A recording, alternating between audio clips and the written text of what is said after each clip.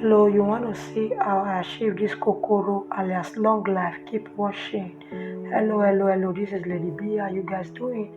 I hope you guys are doing safe. In today's recipe, we are making kokoro alias long life.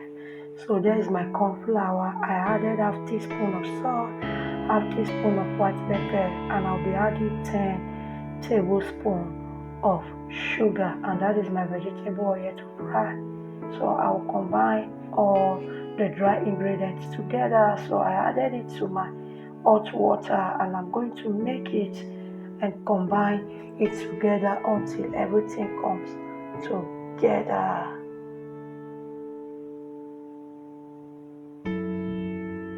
So make sure it's not saggy, as you can achieve a firm dough. Make sure the dough is firm.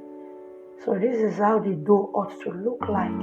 So now I'm going to cover with the lid and allow it to be here on a low heat for 1 minute. So after 1 minute, I can to stir around again. So now I'm going to remove it from my pot to my bowl.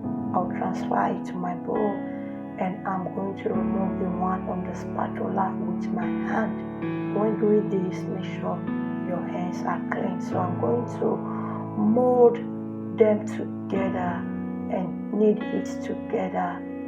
So this is it. I've put my plate and I'm going to be rolling it out. So feel free to roll it out to your desired shape. If you want to make it thinner, you want to make it fatter, you want to make it longer, you want to make it shorter, feel free to roll it out to your desired shape. You can also roll it out with cutting board. So me, I'm using my palm to roll it out. So I'm going to continue rolling it out until my bowl is empty. Keep watching.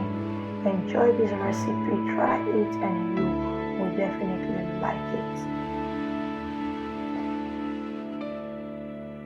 So this is how to roll it out. I'm still showing you guys how to roll it out with your palm.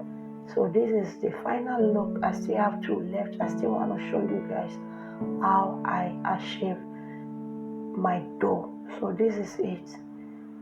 So this is the last one. This is what it look like. We'll go ahead to fry. So I added my vegetable oil. I will allow it to heat up just for 2 minutes, and I started adding my dough to the oil. So I'm going to add it until the pan is a little bit filled up.